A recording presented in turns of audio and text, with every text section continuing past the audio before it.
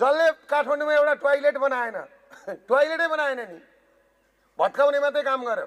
अर्काले बनाइदिएको चिज फोटो खिचेर उहाँले बनाएको सहर भनेर देखाइदिँदो रहेछन्। फेरि हाम्रो मान्छे फेसबुक हेरेर ओहो भनेर भन्छन्। चाइनाको उहाँ गोन्जाउ सिटीको ल्याएर नि यी बालनले बनाएको सिटी भने अनि फेसबुकमा कुदाइदिए हो भन्छन् मान्छे। यी नेपाली भन्दा पट मूर्ख हुन त एउटा दोस्रो विश्वयुद्धमा एकपल्ट के भएको छ अरे पनि नि भाइ, हिटलरले पनि हारेको अरे नेपालीसँग। हिटलर पनि डरायो अरे गोर्खा भनेपछि।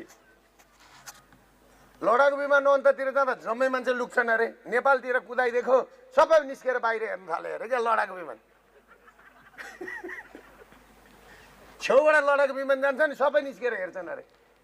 भनेपछि नेपाली साह्रै मूर्ख हुँदो रहेछ। लडाकु विमान त्यता जाँदा झन् निस्केर हेर्छ, लुक्दै लुक्दैन रहेछ भनेर भन्थ्यो अरे।